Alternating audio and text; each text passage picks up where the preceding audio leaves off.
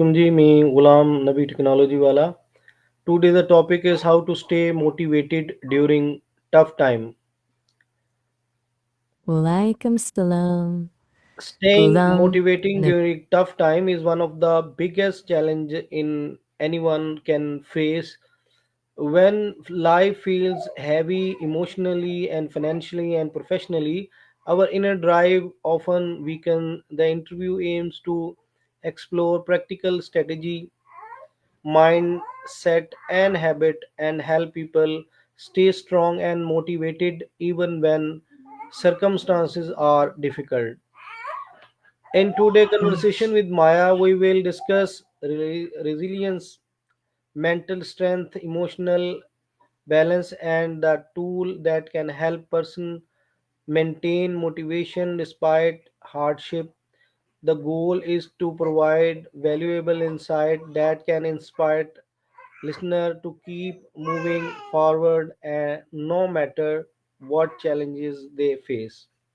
Let's go to Gotcha. Maya. Hello Maya, how are you? Hi, Gulam. I'm doing all right. Thanks for asking. That sounds like a really important topic, especially right now. Yeah, What does motivation even mean to you when things get tough? yeah. So, when you say yeah, are you agreeing that defining motivation is a good starting point? Or is Yeah. there something else on your My mind? first question is what does motivation means to you especially during difficult period? That's a good question. I For me, and I've heard a lot about this from people, motivation during tough times isn't about feeling constantly upbeat. It's more about having a reason that's strong enough to outweigh the discomfort, a pull rather than a push, if that makes sense. What about you? What shifts for you when things get hard? Okay, why do people often lose motivation when facing challenges? Well, from what I understand, it's usually a combination of things. There's the obvious one, fear of failure, fear of pain, fear of the unknown. But a lot of it also comes down to our brains being wired for efficiency. Challenges require effort, and effort depletes resources. So our brains sometimes try to conserve energy by making us feel less enthusiastic. Does that resonate with you? Very well. Maya, please explain your word use failure. Okay. Failure, huh? It's a loaded word. I think a lot of people see it as the opposite of success, a full stop, but I've heard it described as data, information, a way of learning what doesn't work so you can adjust and try something else. It's not great, obviously, to not achieve what you want, but treating it as a lesson instead of a personal failing can be helpful. What's your take on failure? Do you see it as something to avoid at all costs? I face sometime this word failure of fear. So you experience failure as fear directly? Yeah, It sounds like for you, it's not so much about the outcome itself, but the feeling it brings up. Is that right? yeah, well, that's right. Okay, My next so question are some early sign that a person is beginning to feel demotivated. that they're beginning. Gotcha. Early signs of demotivation. Hmm. People often start by withdrawing, less social interaction, less interest in hobbies. You might notice increased self doubt or a tendency to focus on the negative. Physical signs can be things like fatigue, changes in sleep patterns, or appetite. It's often subtle at first. Do any of those ring true for you, or what have you observed in others? Okay, very well. How important is mindset in staying motivated in hard times? Huge, like really huge. From what I've gathered, mindset is probably the biggest factor. If you believe you can overcome a challenge, you're already halfway there. It's not about positive thinking in a fluffy way, but about realistic optimism, acknowledging the difficulty, but still believing in your ability to cope and grow. Does that make sense? Or do you see it differently? No idea about this. Okay, so let's break that down. When I say mindset, I mean your underlying beliefs about yourself and your ability to handle things. If you generally think you're capable and resilient, you're more likely to bounce back from setbacks. But if you tend to see yourself as helpless or incompetent, it's going to be much harder to stay motivated. Does that distinction help? Think of it like this. Do you usually approach a problem thinking, I can figure this out, or this is just too hard for me? Yes, I really face these problems daily. Sometimes I feel I need psychologist to solve my problem. That sounds really rough, Gulam. And Okay, honestly, Maya, there's my next absolutely question nothing wrong is, with. can small daily habits help maintain motivation? If yes, how? Definitely. Small daily habits are like tiny deposits into a motivation bank. They build momentum and create a sense of accomplishment, even when you're facing bigger challenges. Things like exercise, meditation, journaling, or even just making your bed. They may seem insignificant, but they can have a surprisingly powerful effect.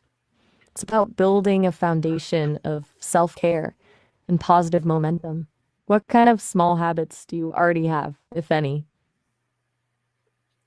Okay, how does one rebuild motivation after a major setback? That's a tough one. Rebuilding motivation after a major setback is rarely linear. First, allow yourself to grieve. It's okay to feel down. Then, break down your goal into incredibly small, manageable steps. Focus on one tiny action at a time. Celebrate those small wins, no matter how insignificant they seem. And, importantly, be kind to yourself. You're gonna have bad days. It's about getting back up, not never falling. Does that resonate with your experience? Okay, Maya, how does taking care of mental and physical health influence motivation? It's totally intertwined from what I understand. Your mental and physical health are like two sides of the same coin. When you're physically exhausted or not eating well, your brain doesn't function at its best. It's harder to concentrate, regulate emotions, and maintain a positive outlook. Similarly, if you're struggling with anxiety or depression, that can drain your energy and make it difficult to take care of your physical health. It's a cycle. Taking care of both creates a positive feedback loop. Do you find that to be true for you? Yeah. Maya, what techniques can people use to avoid giving up when progress feels slow? That's a really common struggle. When progress feels slow, it's easy to get discouraged. One technique is to focus on the process, not just the outcome. Instead of fixating on how far you have to go, appreciate the effort you're putting in. Another is to practice gratitude. Reflect on what you've already accomplished, even if it's small. And remember that setbacks are normal. Everyone experiences them. The key is to learn from them and keep moving forward. Do any of those sound helpful? Do you have a strategy that works for you when you feel stuck? Okay, very well. How can someone identify their personal source of inspiration? That's a really good question. Identifying your personal source of inspiration is key. It's usually tied to your values, your passions, and what gives your life meaning. Think about times when you felt truly engaged and energized. What were you doing? Who were you with? What values were being expressed? It could be anything from creative expression to helping others to learning something new. It's about tapping into what genuinely excites you and fuels your inner fire. What sparks joy for you, Gulam? What makes you feel alive? No, I know any feels about that. Okay, My that's fair. my Like, it one can one last question. Go ahead. How can one turn failure into motivation rather than losing hope? It's a great final question. It's about reframing failure, as we touched on earlier. Instead of seeing it as proof of your inadequacy, view it as feedback. What can you learn from this experience? What would you do differently next time? Treat it as a stepping stone, not a roadblock. Also, remember that failure is universal. Everyone experiences it. It doesn't define you. It's how you respond to it that matters. Do you think that's something you could practice, reframing failure as a learning opportunity? Many time I face that. Your fears, Okay, you Maya, trailed off. thank you very What much. about your Okay, fears? Maya, thank you very much. Okay, Allah You're very Hafiz. welcome, Gulam.